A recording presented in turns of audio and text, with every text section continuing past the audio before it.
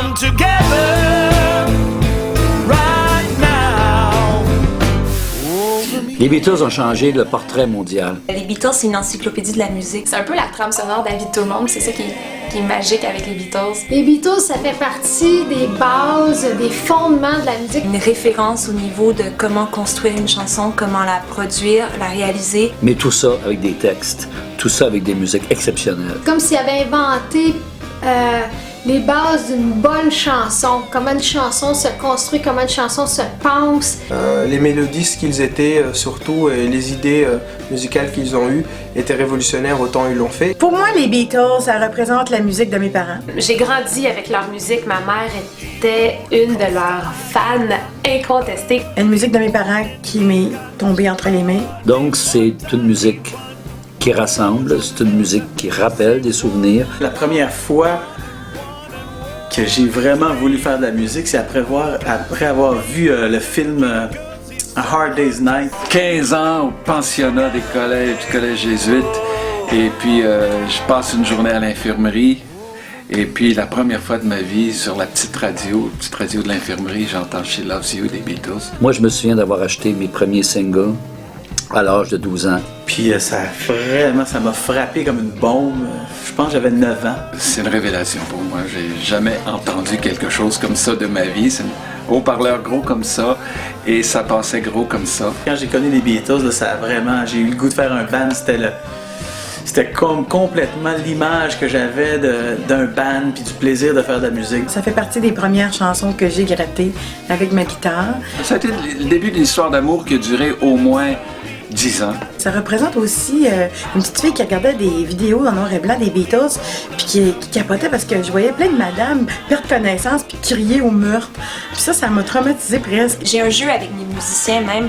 On joue à Parle-moi en Beatles, c'est qu'on doit tenir une conversation d'1 heure juste avec des phrases tirées des chansons des Beatles, donc c'est très drôle. Genre « Hi Norm, something in the way? Oh, hey Jude. » Quand tout le monde s'est séparé, on s'est un petit peu... Il y a eu des partis pris, il y en a qui c'était John Lennon, il y en a d'autres qui c'était George Harrison, il y en a d'autres qui c'était Paul McCartney. Moi, j'étais déchiré entre Lennon et McCartney. Toujours été, en fait, envieux, jaloux de Lennon McCartney, puis après ça, déchiré entre les deux. Puis en plus, ce qui est le fun de faire des compilations des Beatles, c'est que peu importe ce qu'on fait comme cover, ça va jamais nuire aux originaux. While my guitar gently weeps. En premier, je dirais, quand on m'a appelé pour le projet, j'ai fait « Ouh, OK ». Parce que c'est quand même quelque chose de très culte et de un peu intouchable, si on veut. Puis après ça, je me suis mis à penser à qu'est-ce que je pourrais faire qui n'a pas été fait.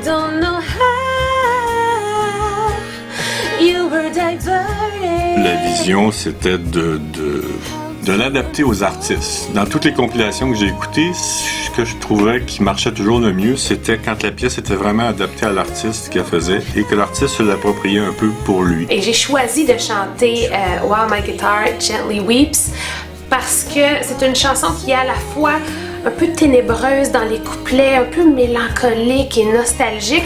Puis là, le refrain arrive, là, puis c'est comme une bouffée d'air frais. J'ai choisi Lucy in the Sky parce que quand j'avais 9 ans, ma mère m'a emmenée au Musée des sciences naturelles de Genève et j'ai rencontré Lucy, c'est-à-dire c'est la première femme qu'on a trouvée dans des glaciers.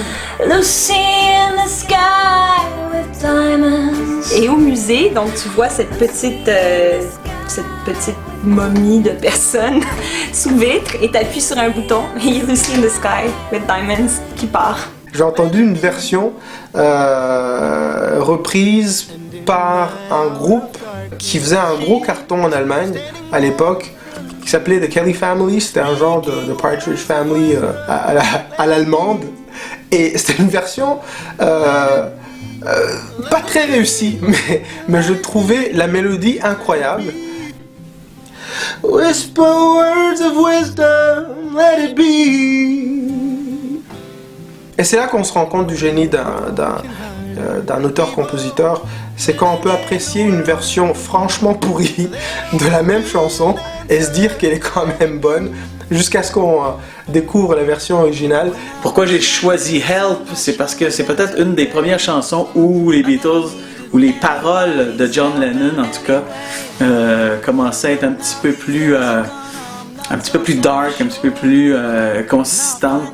Après sa rencontre avec Bob Dylan, puis cette époque-là me plaît beaucoup, c'est le tournant, c'est vraiment le départ vers quelque chose de plus consistant. Goo Goo Goo Jube, là, c'est rendu quelque chose, quand j'ai recherché ça sur le web, c'est rendu quelque chose qui décrit le son d'un walrus. Un walrus, c'est un morse. Alors, mais vraiment, je pense que c'est les Beatles qui ont décidé qu'un morse faisait ce bruit-là. Alors, c'est le fun de voir le pouvoir qu'a ce band-là. Je trouve que chaque chanson des Beatles est un petit bijou, donc je voulais pas altérer, changer l'œuvre. Je voulais juste comme la prendre, puis comme si je la prenais dans un bar, puis je la jouais, puis tout le monde chantait avec moi. Je voulais pas y toucher. J'ai choisi Drive My Car parce que c'était dans leur début, on fait des chansons de 2 minutes 30, on en met plein la vue, c'est frivole, c'est pétillant. C'est probablement la chanson des Beatles qui m'a ressemblé le plus pendant de nombreuses années. Et pour ça, je l'aimais beaucoup. Il y avait cette mélancolie et cette lutte pour essayer d'arriver quelque part. C'est Toby Gendron, le réalisateur, qui m'a approché avec cette chanson-là. Il dit, on checkait les chansons qu'on voulait mettre sur l'album, puis il dit, j'ai entendu cette chanson-là, t'en connais-tu? J'ai dit non, pas vraiment. C'était une des chansons que j'étais moins familière des Beatles. Et il me dit, écoute ça, dis-moi ce que t'en penses. Il dit, je te verrais chanter ça, je t'entends là-dedans. Puis finalement, je pense qu'il y a un album qui dit tout le monde ensemble, on chante des Beatles, qui n'aurait pas la chanson Come Together. Come on, Come Together. Ça aurait pu être le titre de l'album. Ça aurait pu être le titre de l'album. L'album, cet album-là, Fab Forever, c'est vraiment, pour moi, très humblement, une façon de montrer mon admiration à ce groupe-là, qui est un groupe fabuleux, qui a écrit des chansons extraordinaires. Et c'est vraiment, mais très humblement, ma façon de leur montrer mon amour pour les Beatles.